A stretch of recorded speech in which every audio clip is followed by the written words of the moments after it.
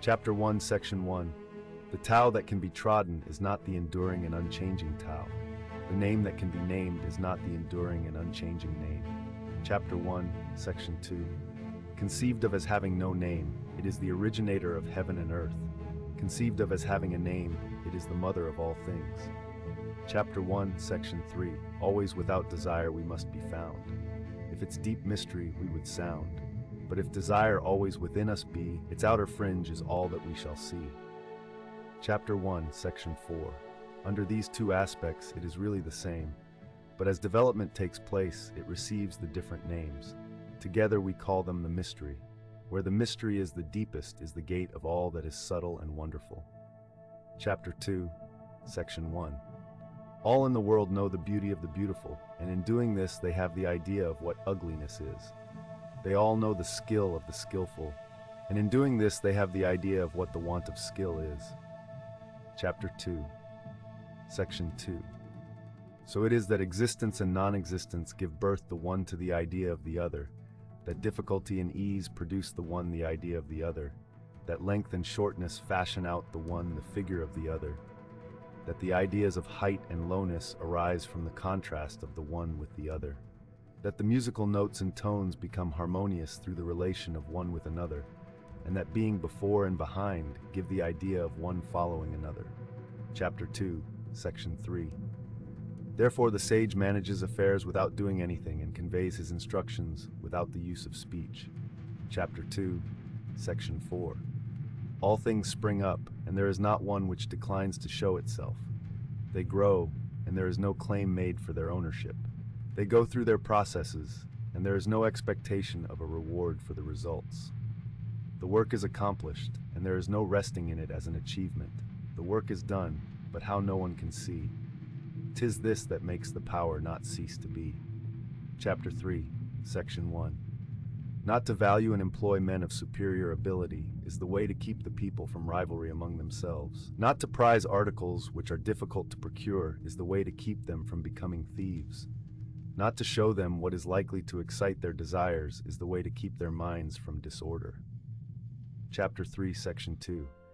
Therefore the sage, in the exercise of his government, empties their minds, fills their bellies, weakens their wills, and strengthens their bones. Chapter 3, Section 3. He constantly tries to keep them without knowledge and without desire, and where there are those who have knowledge, to keep them from presuming to act on it. When there is this abstinence from action, good order is universal. Chapter 4, Section 1.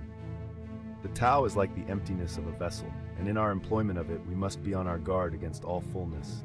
How deep and unfathomable it is, as if it were the honored ancestor of all things. Chapter 4, Section 2. We should blunt our sharp points and unravel the complications of things. We should attemper our brightness and bring ourselves into agreement with the obscurity of others.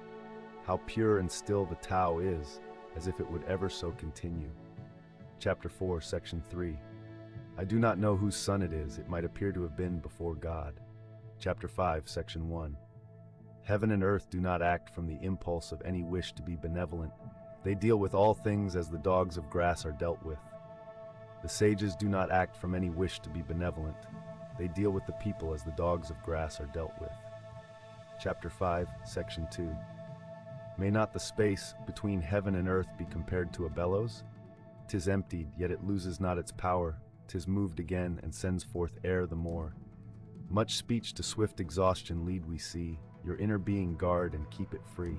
Chapter 6. The valley spirit dies not, I the same. The female mystery thus do we name. Its gate, from which at first they issued forth, is called the root from which grew heaven and earth. Long and unbroken does its power remain, used gently and without the touch of pain. Chapter 7, Section 1. Heaven is long enduring, and earth continues long.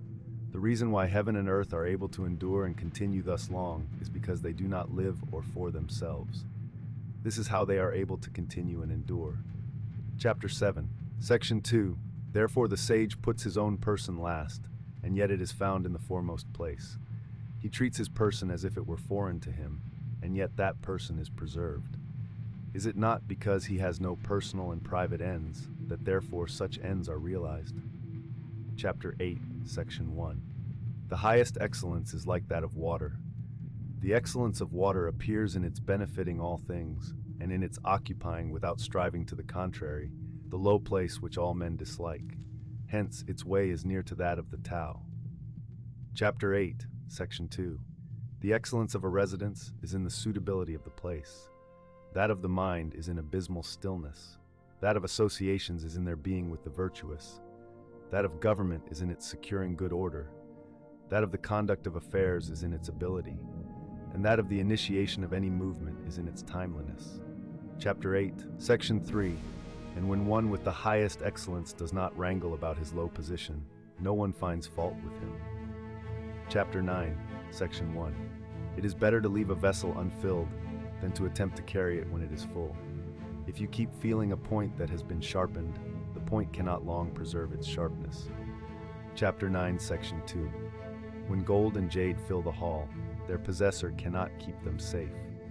When wealth and honors lead to arrogancy, this brings its evil on itself. When the work is done and one's name is becoming distinguished, to withdraw into obscurity is the way of heaven. End of chapter 9.